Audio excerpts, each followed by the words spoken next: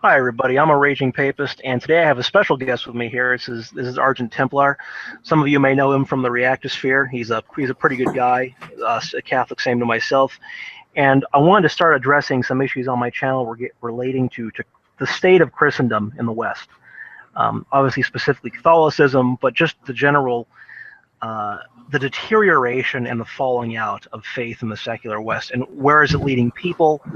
So we'll be talking a little bit about traditionalism, NeoPaganism, and we will see where the conversation goes. So with that, Argent Templar, do you want to talk about your channel or about yourself? Sure. I'm just kind of I always hate talking about myself. Basically, I'm just kind of a guy who came to the Reactosphere a year or two ago.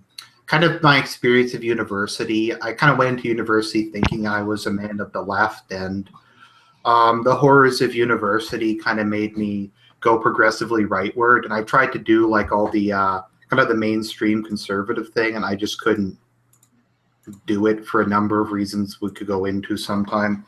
Right. So when I did that, I started kind of getting interested in Christianity, and then eventually I kind of went full on Reactosphere about a year or two ago, and I was confirmed last Easter after about a year of RCIA. Yeah, it was a good experience. Well, welcome home, as they say. Yep, swimming the Tiber. So, I'm not really sure where to start. I guess. Yeah. No, not at all. Oh, I was just gonna say, I was actually, because kind of where I'm kind of in limbo at my life because I'm kind of looking for work. So I was trying to see maybe I could get out and do something. So I'm like, oh, well, maybe there's like some Catholic thing I can get out and do. So I was looking kind of at like my diocese, not just my parish, but my diocese, and I found there was literally no religious education, no social groups, and no prayer groups. Yeah. In like the entire region.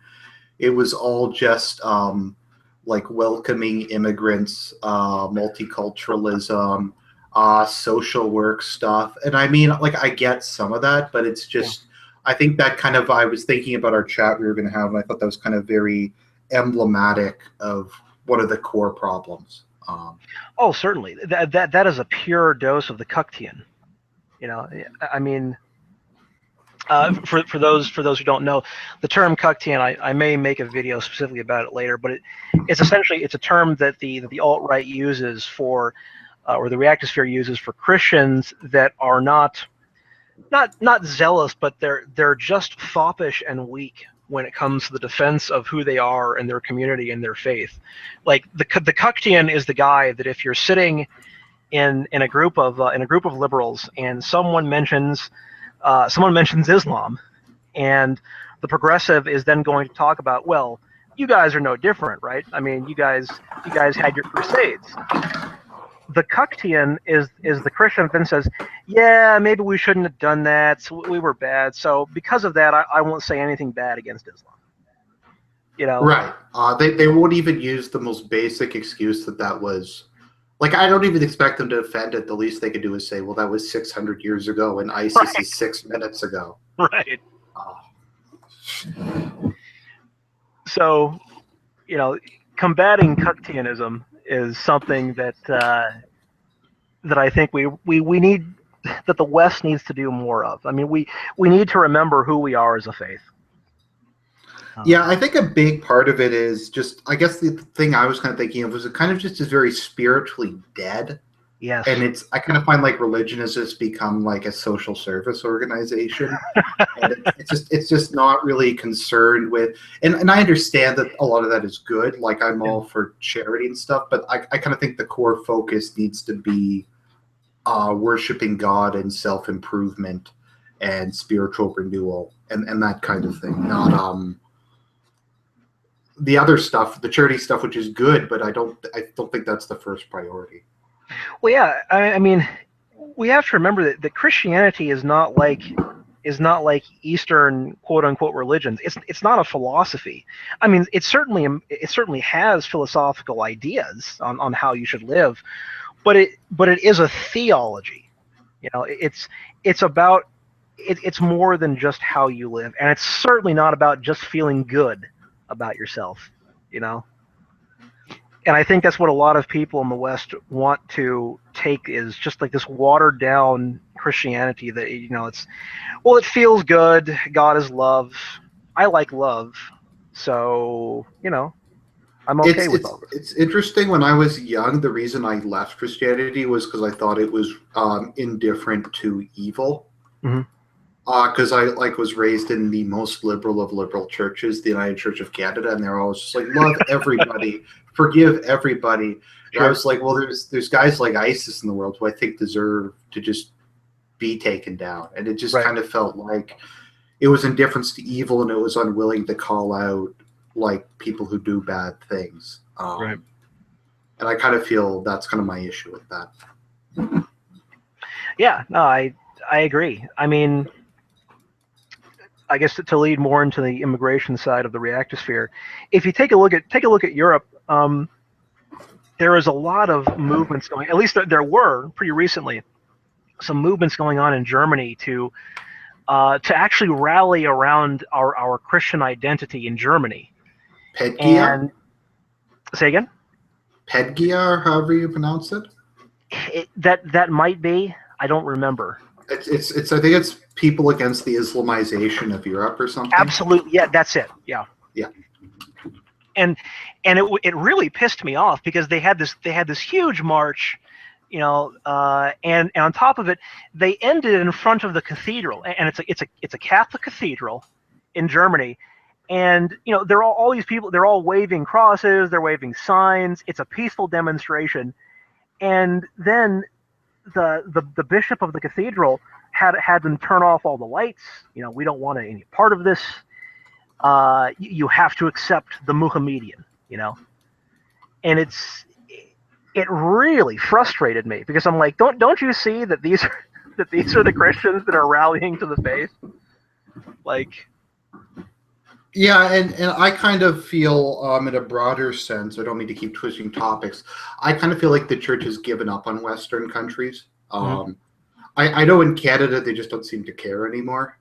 They just try to convert immigrants who move here, but they don't really care that, like, Quebec used to be 100% Catholic, and during the 70s or 80s, I think mass attendance dropped 90% in one decade. My God. No one really seemed to care much, because we're focusing on the third world now. And no, it's very frustrating. It's very hard for me when I'm trying to talk to people in the Reactosphere and neo-pagans, and then they can just point to stuff like that. And they can be like, well, the Catholic Church is actively assisting these guys who are destroying our civilization. Right. And like, it's kind of hard to respond to that sometimes. Yeah. Yeah, the only response I have to the neo-pagans is essentially, well, I don't know. I feel like many of their arguments are very specific, twisting of history, you know, historical revisionism, to just to paint Christianity and try to say that Christianity that's not the tradition of Europe. It's paganism. I find often if you go into it, they will basically take talking points from Marxist professors. Really? Like, yeah, like there's some neo-pagan I was arguing with, and he was talking about like 30 million people died during the Inquisition. And I'm like, where did that come from? And I looked it up, and it was something like some Marxist professor had invented. And he was like, I don't know, he was just posted all this like stuff. And it's just like this, and I looked it up, and it was all just stuff like far left university professors had posted attacking Christianity, and he had just kind of adopted it. My other issue is just I've never actually heard an intellectual argument for neo-paganism. I actually don't think there can be one, because it's literally just something somebody made up in like 10 years ago, and it's transparent that that's what it is. I don't know. But it's Well, and part of the sad thing is that I just can't believe that when Christianity has all this theology, you know, 2,000 years of theology and philosophy and thought and argumentation, that people are just so lost that they would essentially fall way back, like regress to paganism. I mean, honestly, that's really shocking to me. And there's several ways of looking at that, right? Because you can say that's the failure of modern Christendom, that's the failure of modern Christianity or the Catholic Church. But it's also, I think it's also a very deliberate ploy from Marxists and the left in general to erode foundations that brought Europe together, that made Europe, the dominant power in the world by far. Yeah, you're right. I mean, obviously, the church made a lot of bad decisions, but at the same time, the church is a product of people, and people are a product of the culture they live in. Mm-hmm. Which is kind of an issue I have when I'm talking to some traditionalists, because while I agree a lot of Vatican II was problems, I don't think if it hadn't have happened, a lot of what we have been through wouldn't have happened anyways. Yeah. Just because, like, you can't completely isolate yourself from society. It eventually comes knocking for you. Yeah, I agree. I mean, when it comes to Vatican II, I'm pretty neutral. I see some good things, but in the end, I think we did lose some key things that were very good, that were very beneficial to the faith, that unified us. Like for instance, I get talking in the vernacular, right? This is a minor thing, obviously, at least in regards to politics, but it was nice when, in prior generations, if you wanted to understand Christianity, if you wanted to understand the Mass, you had to learn Latin. And if you knew that Latin, you could go into any Catholic church around the world and be able to contribute or understand what's going on, or any of that. And now, with the loss of the speaking Latin, then now we're all just, well, this is the American Catholic Church, this is the Spanish Mexican Catholic Church, and you all speak your own language, but that unifying presence is gone. I mean, and there's pluses and minuses to it. I kind of do like, to some extent, the church having a flavor, like based on where it is in the world. And Sure. I don't mean compromising doctrine, but Yeah. just if you're at a certain part of the world, adopting certain aspects to it. Because I know I really was eager for like the Anglican rite to come about, because I'm English descent, so I thought that would have been nice. I don't know. I think I agree. Actually, the Mass probably should be in Latin. Were readings always in Latin? I'm not sure. I'm not sure, because that doesn't really make sense for me to be in Latin. The readings, but the rest of it probably should be. Yeah. Do you go to a Latin Mass, or? No, I'm actually not sure where there is one around me. I'm sure there are somewhere. But no, I go to.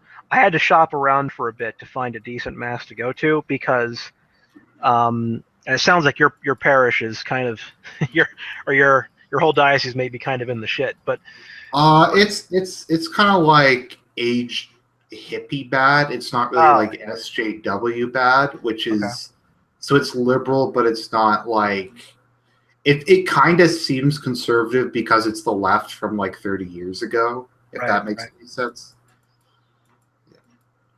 Yeah, but in my diocese, you will get full on SJW priests, and I had to shop around until I could find one that was actually pretty orthodox, pretty good.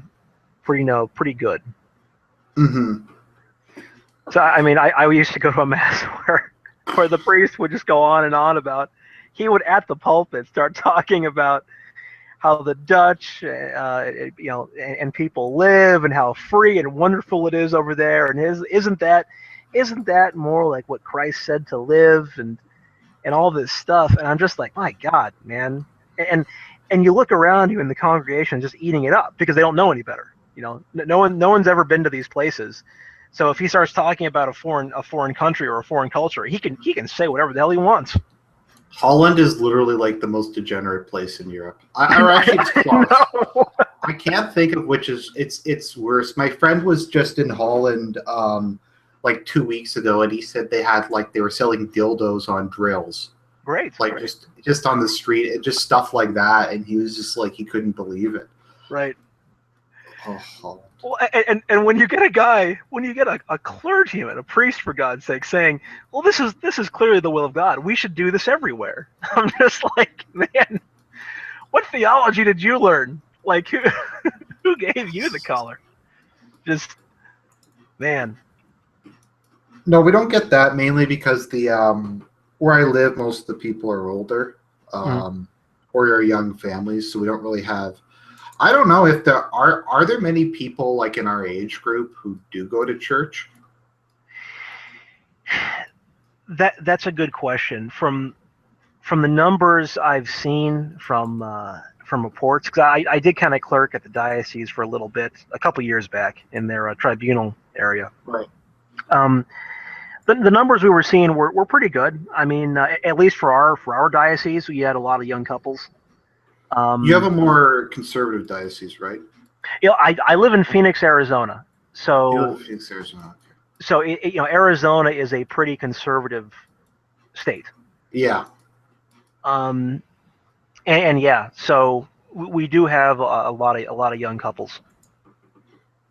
Well, that's good. I kind of find more at least the trend I understood was more conservative or more traditionalist churches tend to do better in terms of their membership than more liberal ones. I think I read somewhere that younger priests tend to be more conservative. I don't know. How old are the priests in your district? Well, at the specific parish that I go to, it's often the one that gets new priests fresh out of seminary. Right. So they send them to us. So we get a lot of young priests, and then they cycle them out, every 4 years or whenever, Right. frankly, whenever the bishop says, okay, it's time for you to go somewhere else. Mm-hmm. But from what I've seen from the younger priests, a lot of them are frankly firebranders,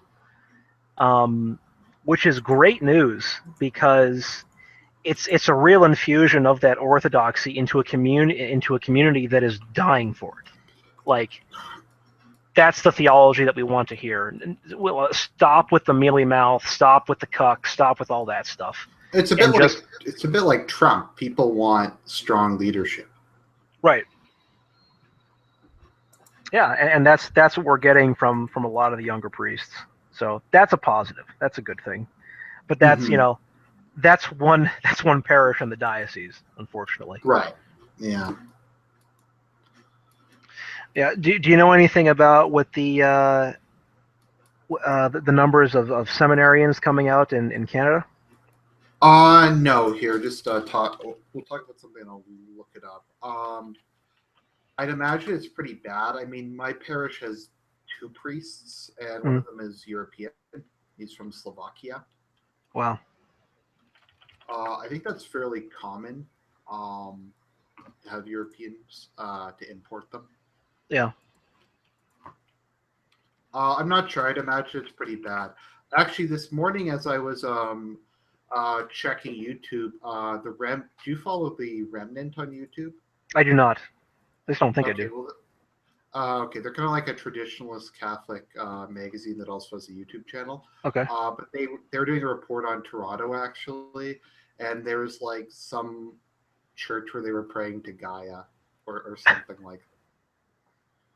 Wow. You're coming a little soft, by the way. I think you stepped away from the mic a bit. Oh, sorry. There we go. No problem. Closer to my... So they're worshiping Gaia? Yeah, Gaia. Like Earth goddess Wiccan Gaia? Yes. Well, there's all kind of flavors of Catholicism, right? I mean, Yeah, something like that. I mean, that's kind of the whole problem with I don't know how you feel about Pope Francis, but his general, I find he's led to a lot of confusion, to put it very mildly. He kind of gives cover for a lot of this stuff. Yeah. Well, I'll say for my thoughts on Pope Francis, when he first came in, I thought he was fantastic. Right. I loved his sort of his Jesuit shakeup of the papacy, which I thought was fantastic. And it all seemed so genuine. The call to love the poor and to be with people, and he did gave a I guess it's fairly weak by what we in the Reactosphere want to hear, but he did give a chastisement of feminism, Right. which I thought was great. But then recently, I don't know what's happened, because in his calls for love and understanding, I feel that he's glossing over, or maybe he himself doesn't see the full ramifications. I'm not saying obviously I know better than the Pope, but that yeah, I think it's dangerous to downplay the rise of radical Islam and the Islamicization of Europe. And it does make me troubled when, if he wants to come and give a speech to the American Congress, that's great. I mean, my God, we're living in very socially tumultuous times. Mm-hmm. But then I saw his topic for, of his lecture was going to be on climate change, specifically given to the Republican Party. And I'm like, oh, Popey, what are you doing here, man? Well, yeah, I mean, the Pope has the ability to declare scientific matters, or I don't really get it. Isn't that kind of outside of his area of expertise? Well, yeah, I just don't see. I don't see the cause. Well, I don't see the necessity for it, because obviously all people. I think even conservatives know that we're called to be stewards of the earth, right? Like take care of animals. I don't know. If we're talking about like mainstream conservative parties, I think there is kind of a rape and pillage the environment attitude in a lot of them. That could just be me. But sorry, go on. Oh no, just the I don't know. I just thought it's a good message. It's a good message, but at the same time, there's just so much more going on that I feel we should be speaking to now. Like, now is the time to talk about it. Yeah, regarding like ISIS, I think ISIS is for real, and I think they're gonna win. Well, That's a no one's video. doing anything to stop them. No, I don't think it matters at this point. It's a video I've been meaning to make, but I think ISIS is gambling that all of their opponents don't have the willpower to fight a war against them in the long term. So Yeah, well, really, and we they can don't. just, well, yeah, I mean, they can just go to war with basically everybody in the world is theoretically in a coalition against them at this point in time. But they really only have to kill a couple dozen people to start knocking people out of the war. Right. Like if America has another terrorist attack or loses like even a couple guys in the Middle East, then the public will start screaming for them to pull out and give up. Yeah. And I kind of feel like most of the people who are standing in ISIS's way are extremely weak and are extremely fragile. Like a lot of these guys, like Kingdom of Jordan, the Kingdom of Saudi Arabia, some of these Egypt, Libya, all these countries are extremely unstable and weak. And if ISIS can just make them bleed for long enough, they will topple one by one. Yeah. And there's no will to fight them. There's none.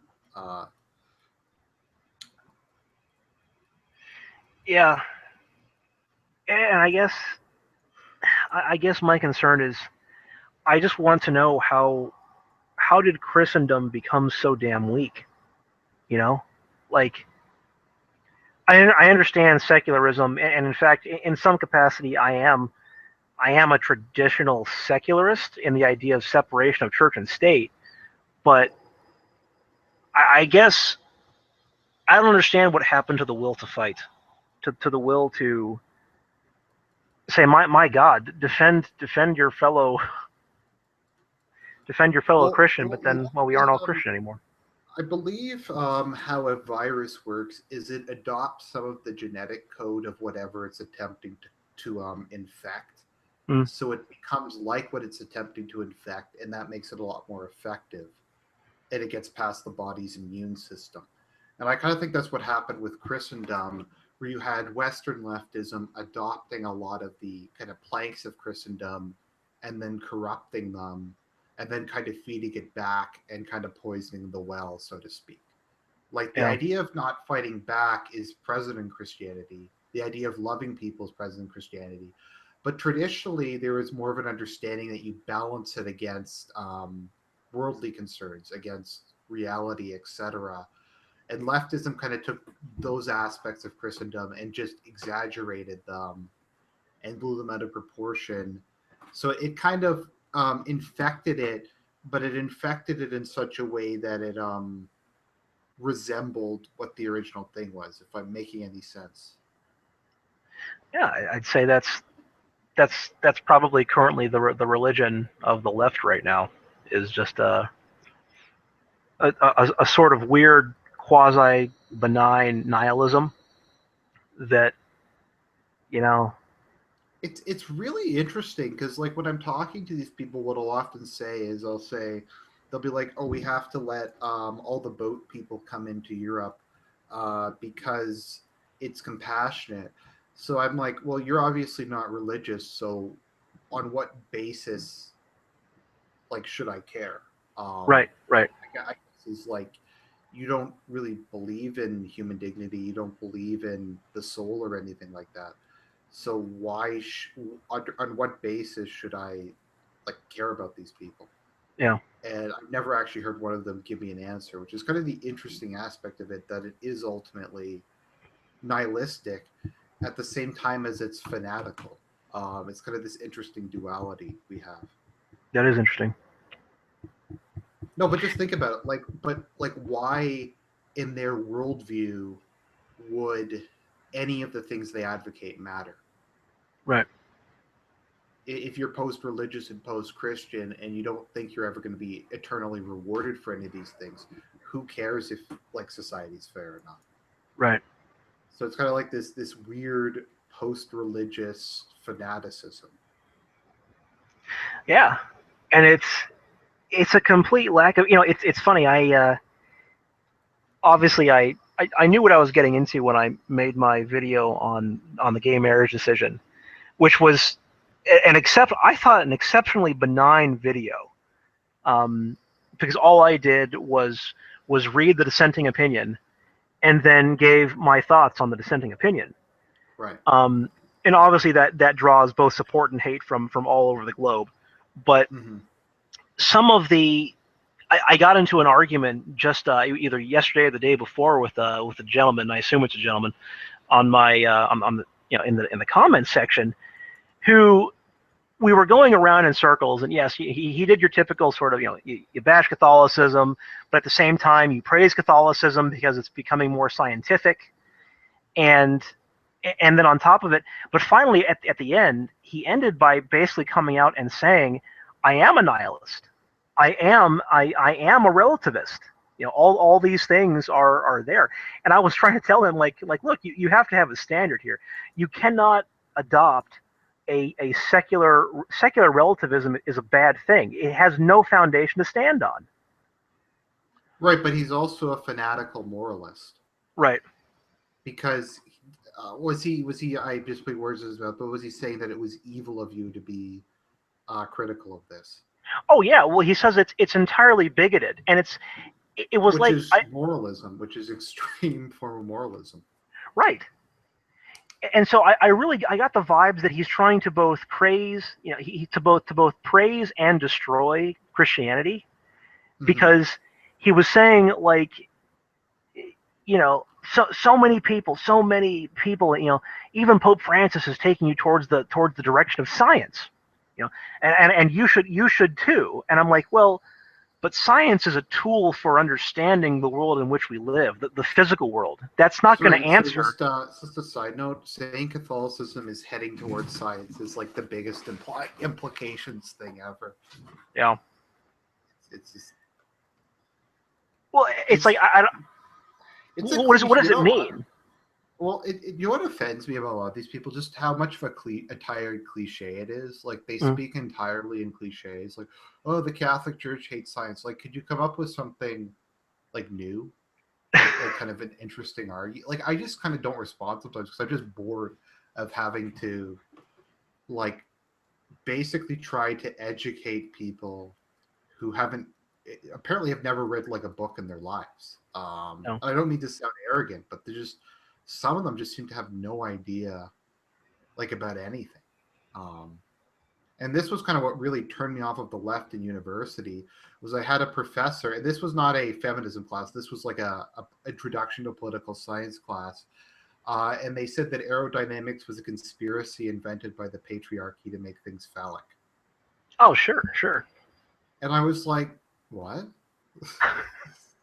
And I knew that I was not a man of the left. And I'm just like, it's just so dumb. It's just right. Sorry, I got sidetracked there, but that's kind of No, not at all. Yeah. This is I'm enjoying the discussion. When I was in university, I made the mistake of taking a gender studies English course. Oh man, yeah, and I entered it by accident because I needed an English credit. All the English literature classes were full except for this, so I said, "Fuck it." So are you a cradle Catholic or were you a convert? I am cradle, yes. Okay. Were you religious back then, or? I was, and in fact, I was very religious. And the thing that actually made me more militant was actually high school, because that was the first time I had gone to Catholic school my entire life. Yeah, it was Catholicism was a part of every community that I always lived in. So Christianity, Catholicism was just an everyday part of everybody's life that I always knew. Okay, sorry, I just wanted to establish what you were like going into this. Continue with the feminism story. Oh yeah, so by the time I entered this course, I knew what I was in for. You know, I'm sure it's going to be all bullshit and all this that, and ironically, at first I didn't think it was that bad. I know we're reading feminist literature; it's obviously feminist literature, but there was nothing that overtly struck me as repugnant about it until we had to write essays on fatherhood. And here's the thing: I was one of the 5 males in the class. The professor was a woman, a feminist, and everybody else was a female. And there were even some very militant, college Marxist feminists in the class with me. And I just thought it was amazing because they literally would not ask a male tell us about fatherhood. All they wanted to do was, as women, hypothesize about what it's like to be a father. What are the duties of a father from a female perspective? And and even then, when I started disagreeing with some of these women, one of the, I shit you not, man, she wore combat boots, a black vest, and a beret. No, and I know what you mean. Was she like all tattooed up? Oh yeah, short masculine hair, nose ring, the full 9 yards, man. You know what she looks like. I call them damaged goods. Yeah. She's a very broken woman, and she raised her hand, and the professor called on her, and she says to the class, "Look, he knows everything that we're saying is true, and he's trying to deny it. Like, don't listen to him." And she said that to the class, and you know, everybody went silent, and it's just like, are you for real? Like, no, and you, my friend, have stumbled across the core thing that irritates me about leftism, that they cannot understand that people disagree with them. They're actually incapable of understanding it. That's why they say you're lying, or you're stupid, or you're ignorant, or you're mentally ill. They can't understand that someone would actually have a different opinion than them. Right. Because I understand the way they think. I understand how they came to their conclusions, and I take them at their word that they believe the things they do. Yeah. They cannot do that. That's crazy. I don't understand that worldview. Yeah, but it's until you understand that, everything about them is just very hard to grasp. But that is literally what it is. They don't understand that people disagree with them. It's crazy. I know it sounds weird, but think about it sometime, and that's, I think, ultimately what it kind of is. Yeah, the more I just look at the progressive, the more I just see a very lost, broken individual who is grasping at straws to try and bring meaning to their life.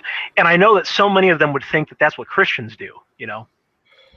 That you're grasping at this ethereal, made-up God to bring meaning to your life. Well, that's kind of like a core tenet of Christianity, isn't that we're broken, flawed people who are trying to become better? That's true. So at the same time, I kind of have more respect. It's kind of funny because the further right I go, I find the left starts to make more sense to me. Mhm. So like when we kind of get into some of like the Black Lives Matter guys or some of the other kind of people like that, they actually start to make more sense to me than the center right or Yeah. some of these like gender studies people, because they seem to actually understand that these things matter. Right. Like they get that the patriarchy matters, they get that like gender roles matter, they get that other stuff like that matters, whereas I think like mainstream politics doesn't. And that's why I think to some extent the kind of the SJWs and edgelord cut types are a lot closer together than what people would like to think. I think they actually come from I did a video on this, but they come from the same fundamental place, which is overly educated, economically, people with no real economic future who are the product of the Great Recession, multiculturalism, diversity, and post-Christianity, who are trying to find something to explain what went wrong. So they kind of come, I think, from the same place. And the SJWs said, well, the problem with the system is it wasn't sincere enough, that we didn't really commit to forming an egalitarian society. The society we were building, it didn't work. It's a bit like, people say communism didn't go far enough. Right, of course. It's like that, and they'll say, well, the baby boomers were very bourgeoisie, and they were very they were completely disingenuous, which they were. Because if you look at baby boomers, they won't live in the mess that they created. No, of course not. They won't live in the state. They won't, they'll say, oh, we should publicly fund trannies, but if my kid was to become that, I would disown them. Right, of course. That is the reason why society hasn't worked out. Whereas like the edgelords will just say, no, the whole thing is a disaster. But I think on both sides, there's an understanding that something is fundamentally wrong. And that's what kind of sets them apart. And they're trying to look a bit deeper than just what I like to call kind of the center-right perspective is what I call low-tax Marxism, which is basically the idea that the marginal tax rate is basically what determines all this stuff. And that was kind of the impetus of the Iraq War, that if we get rid of Saddam and we bring capitalism, then everything will just work out. And they only see the world in materialistic economic sense. So I guess my point is that the SJWs at least understand there's something other than just pure economic concerns, and they understand that these things matter. And for that, even though they're my mortal enemies, I kind of respect them for just bringing clarity. Sorry, that was kind of a monologue, but yeah. No, that's perfect. This is that's yeah. I like monologuing. So yeah, no, you're right. You're right, because I can understand that. My thing is, I have no time for foppish attitudes. I have no time for the cuck that just kind of wants to meander through things. Either it's the people that don't think that any of this matters or it doesn't involve them, and I can understand people that want to just keep their heads down. I do. I get that. I don't. Hey, I wish that I could not have to engage people. But we are just so far falling down that I don't know how that can escape people. They just don't see it. Well, and this is kind of another thing, and a lot of my thing is just attacking the mainstream conservative movement. But they kind of had this idea in the 60s where, oh, if you just leave us alone in our own homes, if you just let us, we'll cede the entire control of education, society, and culture to you if you just leave us alone in our churches and our homes. Right. So they basically gave up and completely withdrew from the public sphere just so they could be left alone. But they don't understand that these people will never leave them alone. Right. Yeah.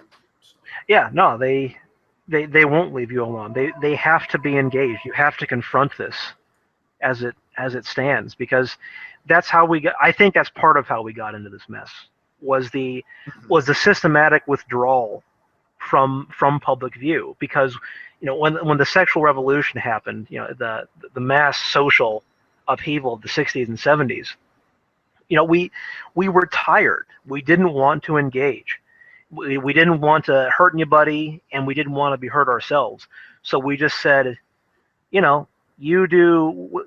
We did the whole agree to disagree, and we will never speak of this again, which is okay for individuals, I think, but as a society, you're setting yourself up for disaster. No, society needs to have a purpose. Yeah. Society needs to have a spiritual, moral, and cultural core, or else you just don't have kind of the unity and the social trust you need to succeed. Right. Which is kind of, I think, what you see in a lot of Asian countries, which are still homogenous. Like if you look at Korea was devastated in like 2 or 3 major wars. And then within like 3 decades, they're now like a fully developed country. Right. Because the whole country just had that kind of very tight sense of identity, the very tight sense of shared responsibility that comes with having a culturally homogenous society. And they just were able to do it. And I think we've kind of lost that.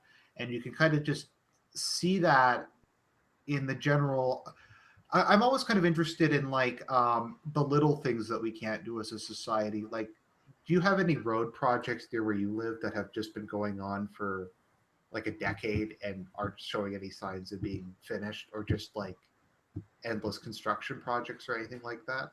Oh, well, yeah. Well, especially when the recession hit, a bunch of random Obama projects just kind of popped up. Like it's like today we're going to fill in the potholes on this road. We're going to be not re-cementing, but we're going to repave these roads. Mm-hmm. And the roads were fine.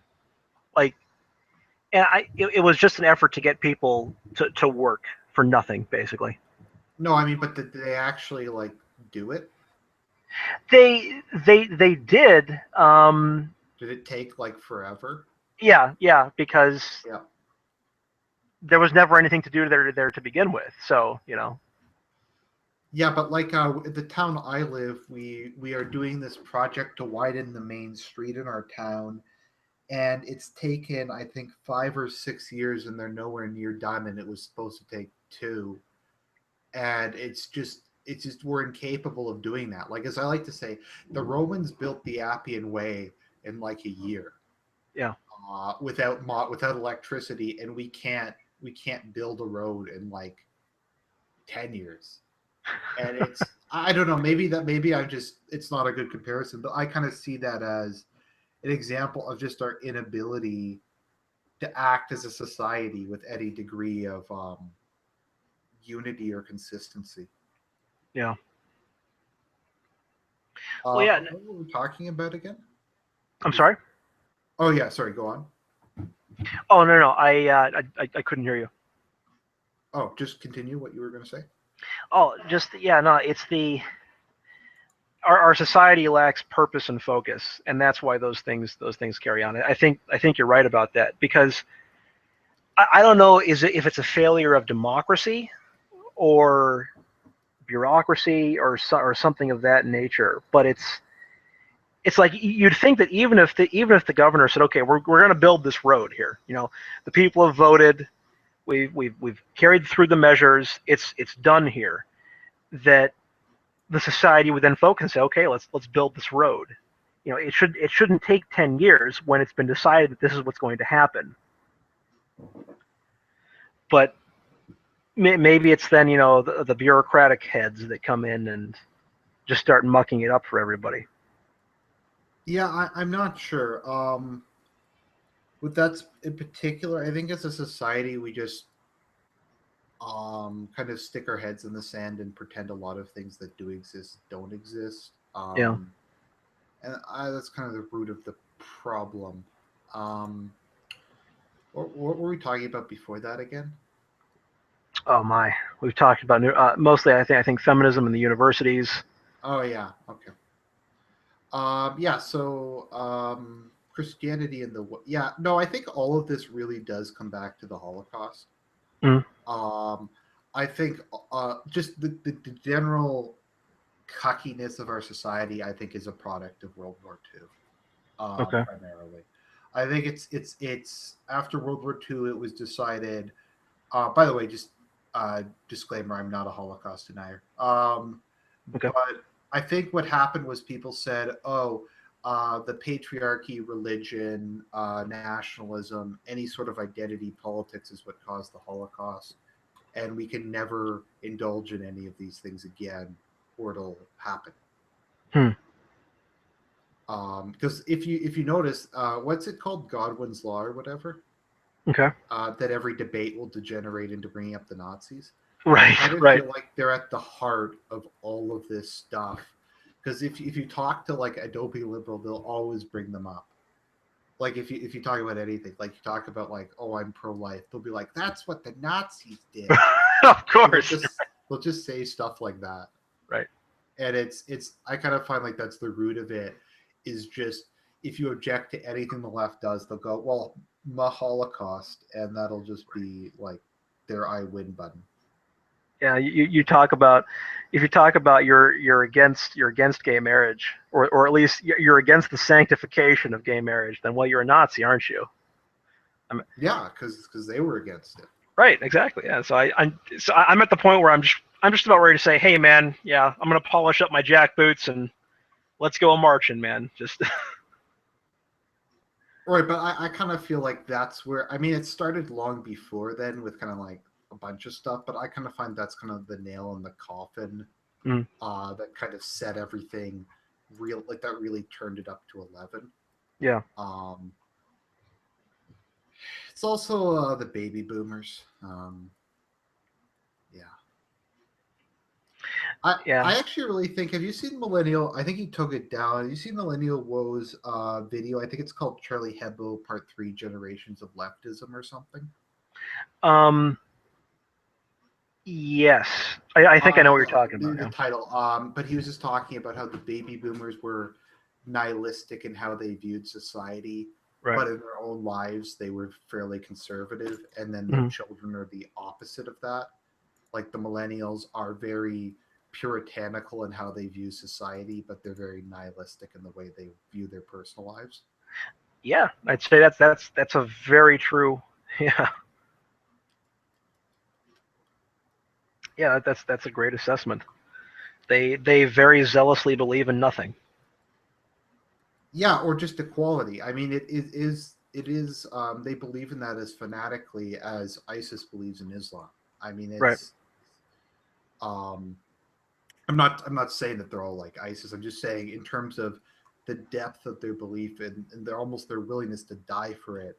That is how fanatical they are. Whereas the baby boomers will be like, oh yeah, diversity. Yep, it's all bad, but then they'll like live in their gated communities and not want to deal with any of the results of the things that they supported to signal. But yeah, I think the baby boomers were a generation that was just kind of on principle, on paper, they liked the idea of multiculturalism and diversity. They liked the theoretical benefits that it brings to a society, but they weren't. But obviously, they didn't want to live in that. No, Um, I mean, for instance, I mean, it applies to all these things. Like a lot of them, if their child got an abortion, they'd probably be horrified, but right. they're pro-choice in every other case.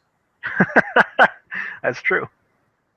No, I mean, like I think my parents would probably be like that, or a lot of people's parents would be like that. They're like, well, I think free love is good, but if my daughter just had a bunch of random sex, I would be horrified because it's Well, and it's the argument of, oh, I would never do it. Oh, I would never do that, but I think you should be allowed to. Yeah, it's fine for others. that's kind of like that's not really how society works, though. I mean, you Mm. have standards. You have to have standards as a society. Right. And I mean, that's kind of, to me, the whole concept of degeneracy isn't really doing things, it's promoting things as being acceptable. And more than that, it's promoting things as being preferable or that this should be the norm. Mm. Uh, So that's kind of how I view degeneracy. It's not even that, like, because boys will be boys. People have gone out and have underage sex all the time. Of It's course. nothing new. Right. It's something every society's done. But the general idea in previous societies is you settle down, you get married, you have a family, and you kind of put that behind you. And Right. now in today's society, they're saying don't get married, just go out and do this into your 40s, just having sex with random women, etc. Right. So to me, that's kind of degeneracy. I mean, people just go do stuff. I mean, it's part of human nature. Right. The problem with our age is that this is trying to be portrayed as being not only acceptable but like preferable. Yeah, like desirable. Yeah. Yeah, desirable. Like this is the cool thing to do. When in previous ages, people would do stuff like that, and I guess kind of homosexuality is a bit like that. Like people Yeah. have always done that. It's just the idea was in previous ages that the married family is how children just should be raised, and that's the societal norm. Right. And the degeneracy is I think in my view questioning that and saying that that's a bad thing. And even if you talk to someone, they'll say nothing against single mothers, but it's better to not have a father figure there. Yeah. Sure. Yeah.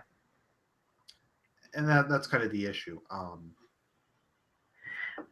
Well, yeah. So much of Western culture of former Christendom has become just latching onto this degeneracy. Like we have literally traded the good for the degenerate. And I think that's the issue that so many people on the left, that's what they, it's not that that's what they want. That, I mean, they truly want that, because I think in their lack of spirituality, in their lack of meaning and purpose, you have a person has to have something like that in their life. So they will just say that this is the best way to do things because, and then they will justify it with freedom. They will justify it with love, choice, all these things that to them have inherent meaning. Ultimately, it's my feelings. Right. Yeah. It's always about my feelings. Right. And I think Dennis Prager described God is necessary to be moral because it frees you from just a subjective worldview based solely on your feelings. It Right. gives you something outside of yourself to judge things against that isn't just how you feel about something. Right. And that's kind of. Have you ever listened to Dennis Prager or read anything by him? I've heard the name. I haven't listened. Oh, okay. He's not he's obviously not a an edge lord, but he's very big into like moral philosophy and that kind of stuff. He's a conservative talk show host, but he always one of his mottos is to be a good person, to do good, you have to learn to fight your feelings. Hmm. You have to learn to just put on your good hat and to try and do what actually helps people rather than what makes you personally feel good. Yeah. And to me, that's kind of what adulthood is about being morally responsible. And being morally responsible to me is putting the good above how you feel. Right. Um, like what's good for society, what's good for you as an individual. And it's something I find you can't explain to the left. Ironically enough, if you try to explain to them the concept of like social behavior or just like what's good for society, it's ironically, despite them supposedly being collectivists, I can't explain it to them. Like they find it really hard to understand. Like if I try and explain to them, okay, well, it's good for society to have this idea that people are raised by a mother and a father. Yes. It's just objectively good for society and it's objectively good for people. And like you don't even have to like say go to the Bible. You just go to basic sociological studies Right. um, to show that but they just don't grasp that. And they go, well, but it's unfair in my feelings. Right. Well, and it's, yeah, I normally try to argue from a strictly secular perspective because I know that if I argue theology, these people have no concept. They don't Well, they don't I know it. mean, They have they have no reason to care because right. they. I mean, if you're arguing with like someone who is like a Protestant who supports some of this stuff, or like a kind of a liberal Catholic, you could at least you have that common ground. They might take you seriously, but if they're Right. completely secular, then they don't care what the Bible says or whatever. Right. Oh yeah, and they don't know, and it's not even just the Bible. It's they don't know church dogma. They don't know arguments of the saints. They don't know, and they don't care. Yeah. Right. Although some of the saints like Thomas Aquinas do make like secular arguments Right. for stuff, but no, it's kind of something I find a lot of evangelical Protestants do, where they'll just be like, "It's in the Bible," Right. and then they just don't explain, and you're Right. like, "Okay, well, so what? What does that mean?" And that was actually kind of one of the things that turned me off of Christianity. And this isn't about my conversion story, but I found that really nice in Catholicism. Was I find almost all of the the moral teachings have a justification from just like societal functioning or reason or how the world works or something that doesn't require just going to the Bible and saying, "Oh, it says that on this page." And that's how we got our theology. That's how we got natural law, for God's sake. You know, natural law is based off of physical. It's based essentially off of physical science of what you can observe and see in the world. That's why we came up with all these things about marriage and the type of relationships and what's the role of a man or a woman. It's because it was observed within nature that if men and women act this certain way, it's for the good. It's literally for the benefit of everybody. I mean, I can't think of a civilization that has not been basically patriarchal and Yeah. had male female gender roles. I can't. And they'll say, well, there's some random tribe on some island, and I'm like, well, that's kind of proves my point. Like Right. any of the civilizations that achieved like art and culture and science and stuff like that have had these things, have had certain social norms, and they're kind of they have independently showed up across the world. Like I was talking to my friend Iberian the other day, and he was sharing some like Aztec laws with me. And while it was a bit more like severe, they had very similar ideas on a lot of things to like Right. like to Christian Europe or to like ancient China, just about like gender roles, about preserving the bloodline, about respect and just social. It's just it's there's variance, but it's every successful society has these things, and you can observe them. It's not like they say, well, it's a social construct, but like, what does that mean? I mean, gravity is like all science is to some extent a social construct. It's a conceptualization based on observable reality. Yeah. It's actually that's kind of some extent what I kind of think the difference is between reaction and neo-reaction is I kind of find neo-reactionaries use a lot more kind of like science and like stuff like that and like economic theory and stuff to kind of explain this stuff. Yeah. So I kind of feel like classic reaction was more just, oh, it's how things were 20 years ago. But with neo-reaction, you see more people like posting scientific studies or genetics or like sociology or that kind of thing. That's interesting because I've never classified myself as a neo-reactionary or a reactionary because it's all just kind of the same to me, just that reactionary. So I should look into that. That's an interesting distinction. I was unaware that distinction existed. Oh, that was actually just my theory I kind of came up with. Just from my observations of just how people tend to act. I normally just call myself like alt-right because I'm pretty like I'm sort of reactionary, but I'm kind of I like a lot of my modern stuff.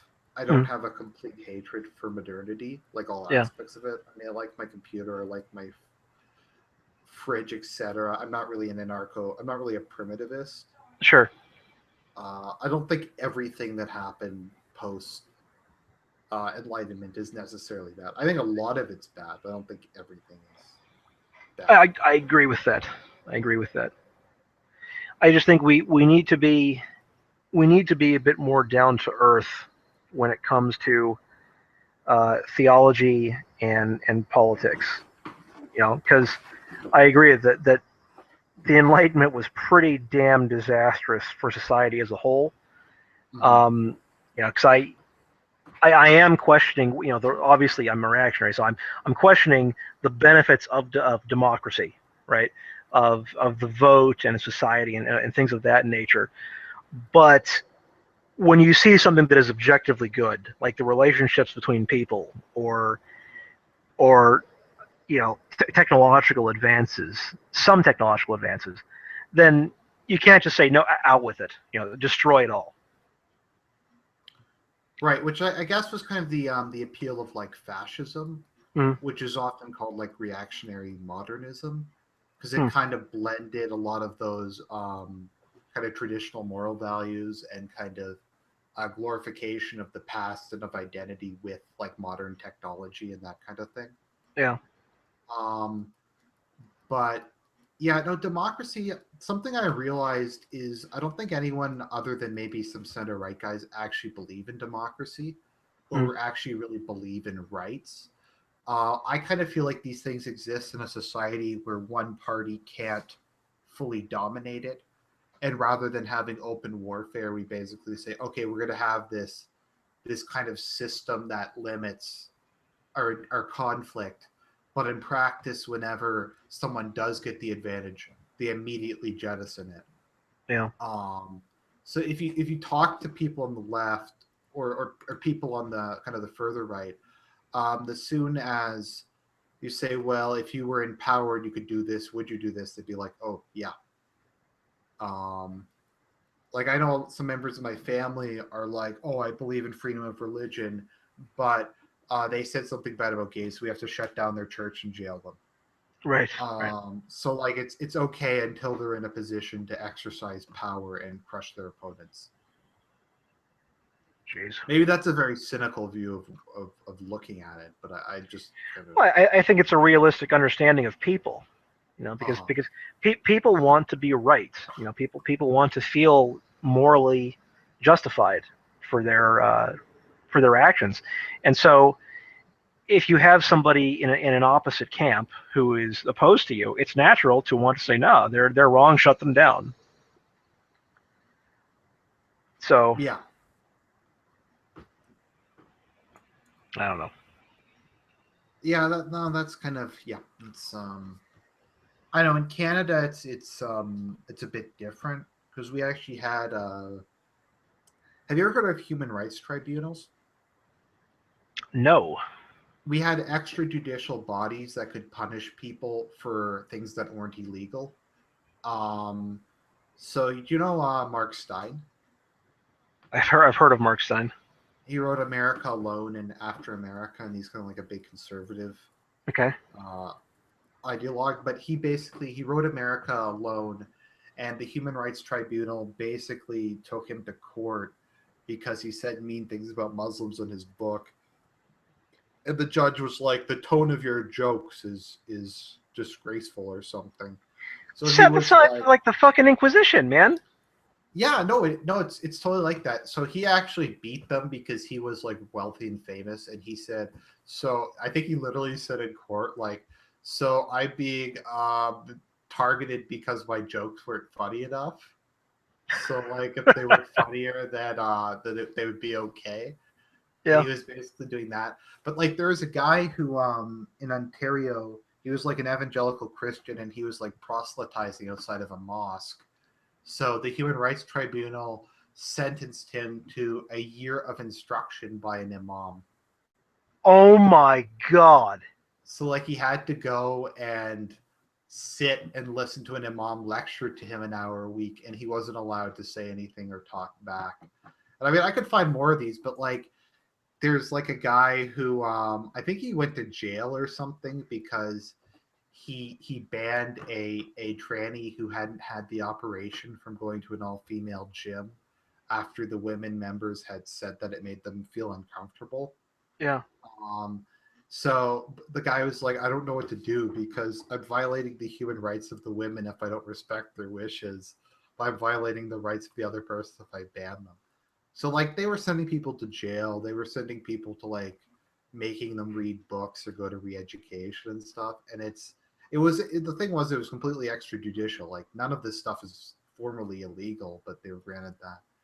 And they used to like I think the current government it's the only good thing they've done is they've shut some of this down. But they used to have like federal police officers who would go online and try and like trick people into saying stuff so they could like go after them.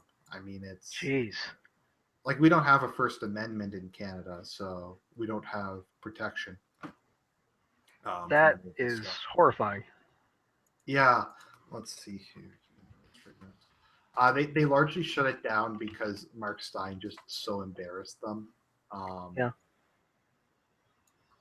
Yeah, but that's basically kind of the direction it's heading in Canada, at least.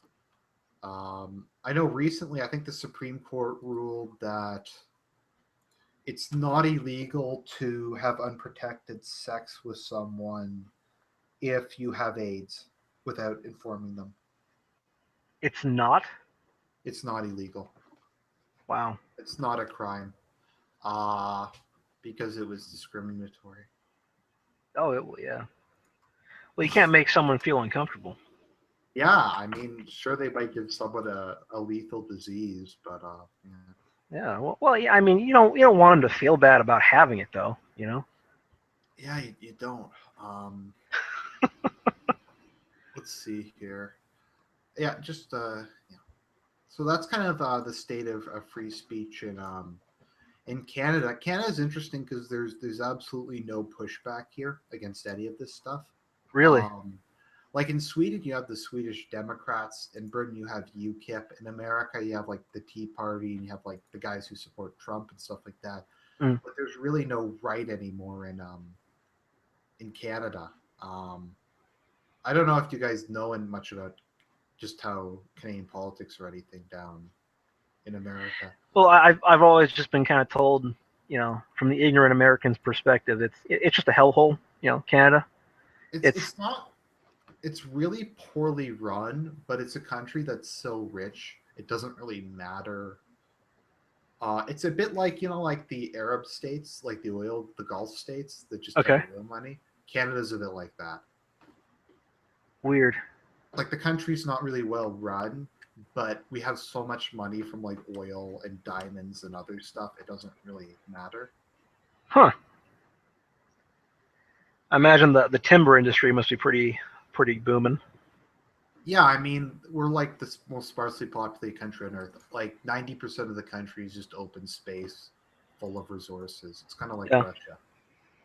We have a lot of oil, though. So I think a majority of America's oil comes from Canada. Yeah, be nice if we finished up a pipeline or two. Yeah, they won't build that because my feelings, which is kind of... it always makes me sad because I kind of I want to be for some environmental stuff, but they're just such. I don't want to say the word, but they're just so bad. Yeah. They're just the most degenerate group of people I can think of. Well, we're talking about the greenies that would chain themselves literally to the White House fence until Obama personally denounces the pipeline. It's just nasty. Yeah, and it makes it so that you just don't want to ally with those kinds of people, which is sad because as you were saying, it's nice to want to care for the environment in a legitimate way, but when that's the guy that's your ally for the cause, it's like, well, I mean, they're fanatics. I mean, right. My issue with them is they don't really seem to care much about the environment. Because if there's ever an area that they can say, oh, okay, we can do this and this will help the environment, to be like, no, it's not perfect. Right. Solar power might fry a bird, so we can't do solar power. I remember there was an article I saw that said building solar plants in the Mojave Desert will destroy the environment, or something like that. Like you're building. That's rather unusual because you can't get much more sunlight than down there. So. Yeah, but I mean, it's a desert. It's a wasteland. It's a wasteland. Right. That's kind of what they're doing now. But Christianity in the West, I think what they really need to do, just kind of getting back to the original topic, is they really need to re-evangelize the West. Yeah. think that's priority one, because I don't think Christianity has a future if the West isn't Christian. No, I agree. We are the heartland. We are where it took root, and the Muslims took the birthplace, but we were the area that it held. I think all this talk about third world Christendom is a white elephant. Really. Yeah, I think it's well, maybe China or like Korea, but if you look at what Christian countries are like in Africa, I don't really see. I would be really scared if that became like, because they think they're going to move their flag to there, like that. I don't know, South Africa or Zimbabwe or something is going to be where like the Catholic Church will be based in the future. But these are Well, see, countries. I had actually heard that because I know that we're getting tons of most of the priests, unfortunately, in the West are now coming out of Africa because Yep. that's where the mass conversions are happening, and that's where people are gravitating to it, and then we're having to re-evangelize the West basically from Africa. Right. Right, but this is a part of the world where people eat albinos because they think it gives them magical powers. Right. I mean, just keep that in perspective, because they're like, oh, they're these, like, just because these parts of the world don't like homosexuality doesn't mean they're like Thomas Aquinian, Benedict the Right. 16th Orthodox guys. I mean, there's a lot of really strange syncretism that goes on there. Like Latin America is a bit like that too. Everyone thinks it's like this really religious conservative society. It is to some extent, but then you get like I forget what her name is, the female skeleton that like the cartels worship. Oh yes, there are like saints of death and shit. Yeah, just like all this random kind of syncretic stuff uh that they just kind of put together, and it's I mean, it's still like it's just kind of like this folk Catholicism, and I find you don't really get that in Europe. Yeah. Like still most of the doctrine, most of kind of the orthodoxy, most of kind of the development of stuff comes from Europe, and I just don't think it can be based in Africa. Hmm. At least not in the next 1,000 years or so. I just don't think it's gonna work. Yeah. And I think it's because they're having superficial success theoretically converting the population there and baptizing them.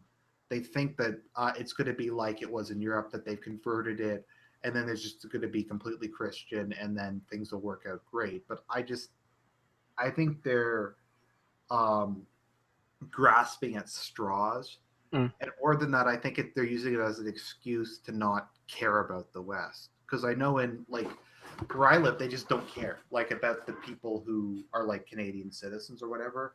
They Yeah. have no interest in evangelizing them, but like people who are just off the boat, they're there to try and convert them, Huh.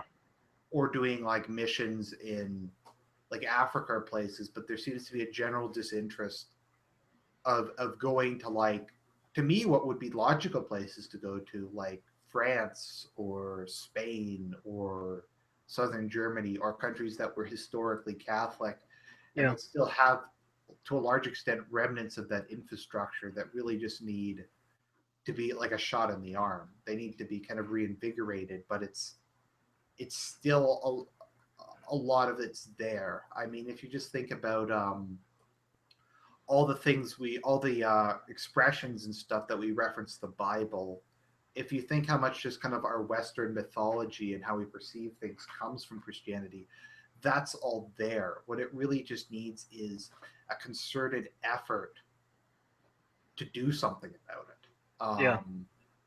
And it's to some extent why I'm kind of grateful for the new atheists, because I think they did actually really improve Christian philosophy.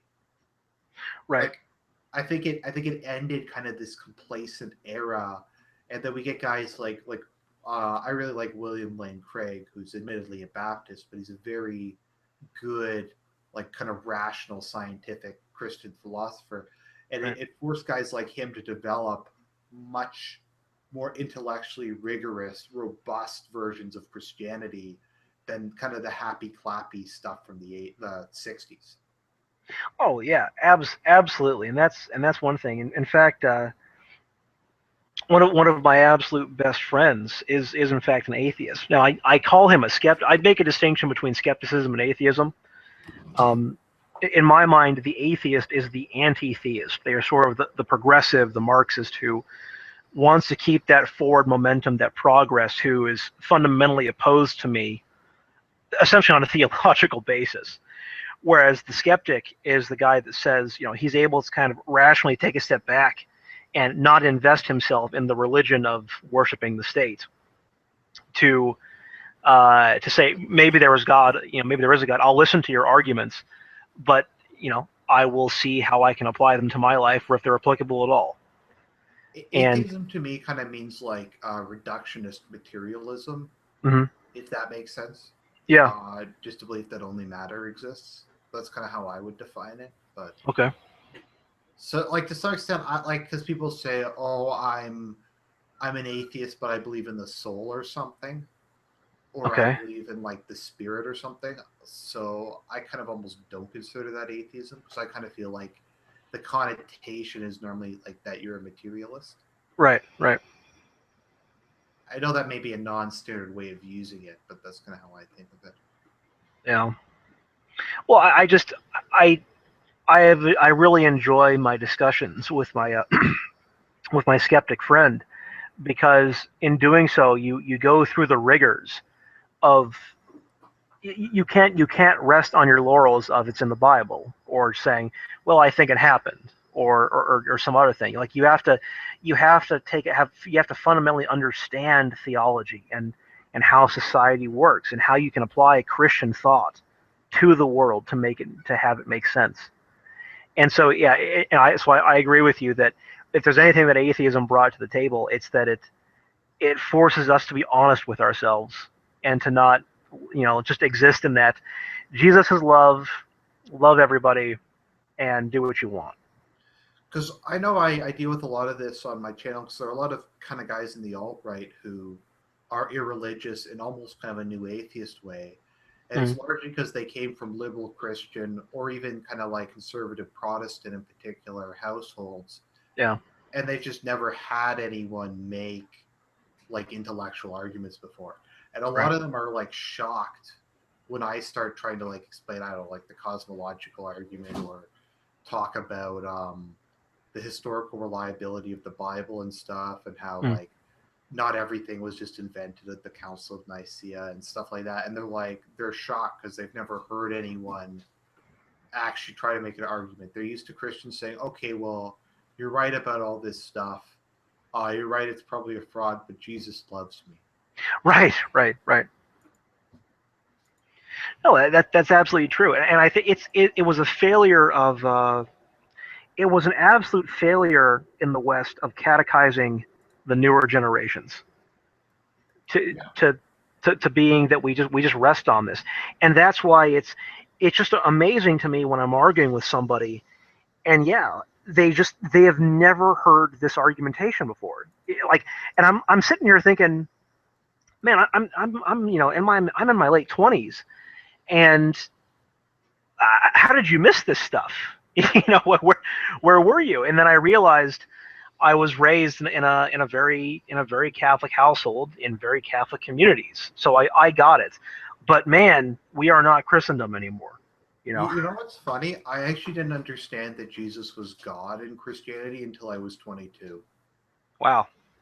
Because I actually didn't get it. I thought he was just some like random, because that was kind of what I grew up with, Mm, is that they were that bad at catechism. So I just thought he was like some random guy who God was like, "You're going to die for our sins." And he's like, "I don't want to." And they're like, "No, you're going to." And like that. Like no one very had ever loving said, God. Yeah. well, yeah, no, I mean, but no one had ever really explained that he was the incarnation. Yeah. Actually, I find that perspective extremely common. Um, I remember the first time I heard someone say it, I'm like, "Oh, okay, well that makes a lot more sense. That kind of explains what the Trinity is then." Right. So I kind of thought, I was like, "Oh yeah, okay," because I had kind of had this almost adoptionist perspective that like Jesus was just some random guy who became part of the Trinity, and Hmm. yeah, but that's just kind of bad catechizing. That's just not knowing like the very fundamental stuff, and I find that very common. And I've talked to other people who converted to Catholicism or became more religious later in life, and a lot of them have said stuff like that, like they didn't even know like the most fundamental stuff. That's crazy. Well, I guess it's not crazy because that's just kind of how modern society works. But yeah, it's just I think our problem was that we came to rest on our laurels that we're all Christian now, so how wonderful, and then it just our understanding of the fundamental tenets or the theology just it began eroding generation after generation to the point where a person raises even the most mundane argument and the community doesn't know how to respond. Well, it's to me, I think it's the double blow of a complete loss of confidence in ourselves combined with complacency. Kind of how I describe it is there's the old expression, we're rich enough to afford to be stupid. Mm-hmm. It was that combined with no belief in yourself as a civilization, and those two things I think together kind of led to the current situation. Yeah, we certainly lost any type of nationalistic pride or belief in ourselves that we are good or we are capable. That's certainly true. I mean that too, but I mean also in our religion, like Yeah. As part of Western society, like we lost the ability to say, oh, it's a good thing. It's a good thing that society or the culture be Christian in nature. Mm. Like you can't say that that's hateful. Right. And even the people who are religious will often say, yes, that is hateful. Right. Yeah. That's part of that Cuktian. Yeah. Yeah. Well, it's like the Crusades. It's not like saying like just punching back and saying, well, we did it because Islam was overrunning our lands. It's like, oh no, it was so bad. Right. It was so bad. It's So violent. Yeah. It's so violent. Right. How dare you? Yeah. Just. I actually was funny because I was talking to a neo-pagan the other day, and he was complaining about Christianity being a violent religion. And I was like, I think he said that, and then he said it was also a sissy religion that was unwilling to fight for the West. So I was like, okay. So which is it? Yeah. Yeah, I'm like, so your complaint is that Christians beat you guys in a bunch of wars and basically wiped you out, but your other complaint is that it's weak and unwilling to fight. Yeah. I don't know. I like to think obviously there were some wars against pagans. Yeah, obviously with Charlemagne. I mean, obviously there were some. I mean, but I like to. My favorite story is how we had the mass conversions in northern Germany. Was monks walking around basically by themselves, walking into hostile towns and villages of pagans, and when they talked about their beloved tree. He would say, "I'll prove to you." Thunder Oak of Geismar. Yeah. I will. The way we converted them was we cut the tree down. Yeah, and nothing happened. Yeah. So I don't know. I always thought that was funny. It's like, yeah, no, we didn't need solid armies. We only needed solid armies to stop the raids and the Vikings and a couple militant branches of paganism, which is already a far more violent strain of thought than Christianity. So I mean, okay, no, even if it happened, that's just kind of how the world was. right. Well, that's how the world still kind of is in some degree. Yeah. I mean, people are violent creatures. They might also be good, capable of great love, but people are always people, and they always will be. This is how the world works. Pretty much. So I just find it funny because I'm like, yeah, well, we didn't need great armies. We had solid argumentation that you couldn't beat, Mm-hmm. and that was it. So right, it's kind of interesting. So I was reading a book about early medieval Europe, and they were talking about Charlemagne, and they were talking about how trial by ordeal, mm-hmm. like the whole stupid floating thing, like if you sink if you're guilty, you float if you're innocent thing. Right. That actually had people say that the Catholic Church did that, and that was actually like a pre Christian pagan custom that the Franks retained. Interesting. As like that was just something from their warrior culture that they held on to. Yeah. And I think the church was actually against it, but they're like, okay, we'll do this stuff, but we aren't gonna get rid of this. Right. Part of the negotiation for maintaining the traditions and culture. Yeah. Right. I mean, people say, well, they should have done it. Like, it's just, I think there's a lot of time people just aren't real. Mm. They're just like, they don't get that just things happen. Right. Like sometimes just bad things happen, or sometimes people have to make compromises, and that's kind of reality. And that's actually something I like about a lot about Catholicism, is I think there's a lot of acknowledgement of that. I mean, that's why we have things like confession. Right. Because sometimes just stuff happens. Yeah, as part of our frail human nature. Absolutely. Mm-hmm. But I think we've gone on for about an hour and a half now. Yep. And I know that most people who watch these videos tend to last about 20 minutes before quitting. So probably, and it's about dinner time here anyways.